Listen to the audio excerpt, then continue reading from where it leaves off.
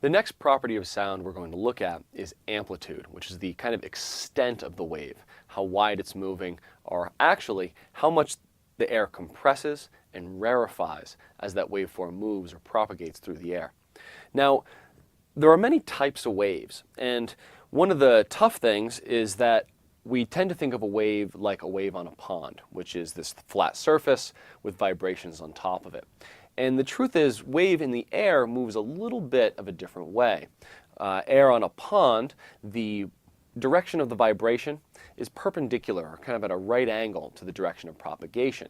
But sound in air, the direction of the vibration is parallel, the same direction as the direction of propagation. I'm going to use this spring to kind of demonstrate what I mean by that. So if we look at a wave on a pond or sound on a guitar string, we'll see a wave kind of like this, where it's propagating this way, but we see the wave is moving that way. Now in the air, we have the air compressing and rarefying, and we call it a longitudinal wave because the direction of vibration is parallel to the direction of propagation. So if I was to push on one end of the spring here, we see that the wave moves down and back through the spring. Now, the extent of that, the amount of compression, is the amplitude. If we thought of amplitude in a transverse wave, it'd be the amount that I swing it back and forth. So that would have a high amplitude, and that would have a low amplitude. If I think of a longitudinal wave, if I push gently, we get a slight movement across the spring, and that's a low amplitude. If I push very hard on this, we get a large wave, and that's a high amplitude. So amplitude is the extent of compression and rarefaction of the air. Compression is the amount that the air is getting more dense as the wave moves by, and rarefaction is the way that the air is getting less dense as the wave moves by. The extent of that is our amplitude. Now, perceptually, we hear that as being louder or quieter. The higher the amplitude, the louder it is.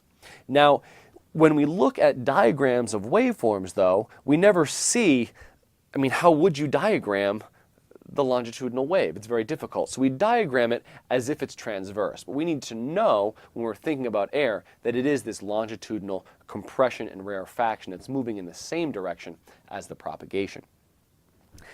Amplitude is measured in decibels, and there are numerous places in our signal flow where we do measure amplitude.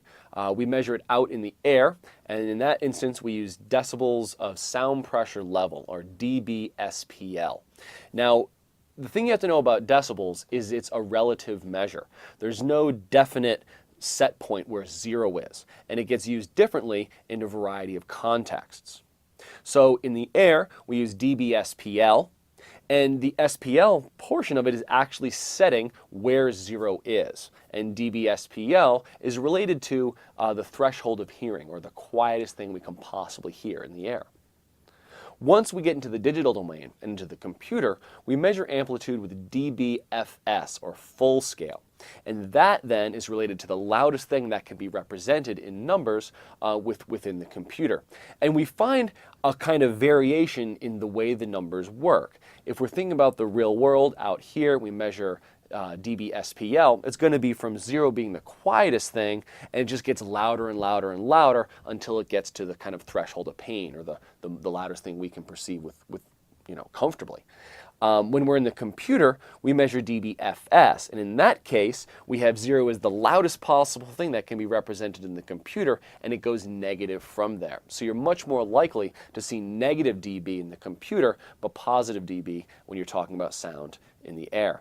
Now, this is important just because a lot of times you leave off the extension. Everyone just says dB, but you need to recognize every time you hear someone talking about amplitude and talking about decibels, you need to know the context. You need to realize, are they talking about dBSPL in the air, or are they talking about dBFS, full scale, inside the computer? People will tend to use the terms amplitude and loudness interchangeably, and we're going to find that as we go through these 6 weeks that we're going to get finer and finer definitions for some common words. And in fact, amplitude and loudness are different things. Amplitude is something measurable by a computer, and loudness is our perception of that. And actually, our perception of amplitude is a very complex thing and includes many other factors like mostly duration. How long has this thing been loud for? And also frequency. We hear amplitudes different in the lows and the highs.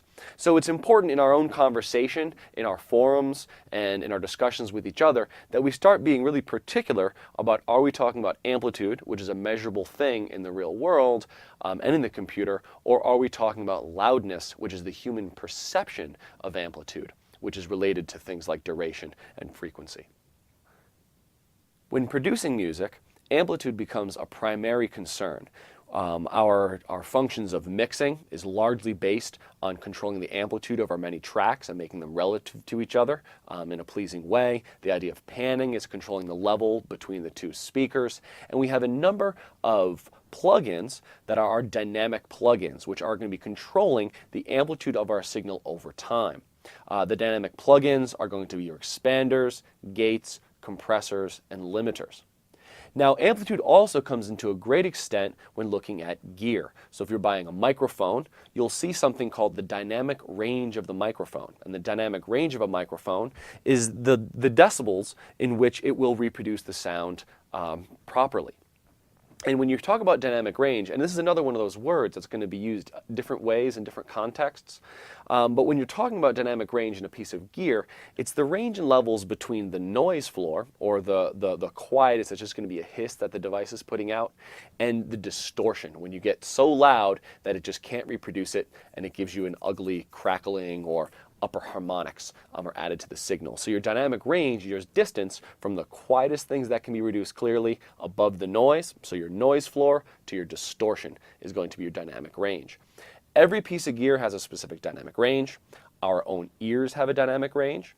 And we also use the term dynamic range when talking about a piece of music. You can say the dynamic range of a piece of music is the range from its quietest section to its loudest. So we see that this idea of amplitude is going to be of primary concern throughout the music production process, and it's something to take very great care with. When you're setting levels for a microphone, when you're mixing, when you're setting your output levels, it's something always to be aware of.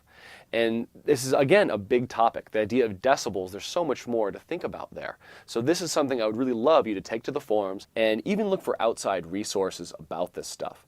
Things to look up would be logarithms, dynamic range, decibels, equal loudness contours, the Fletcher-Munson curves, and dynamic range.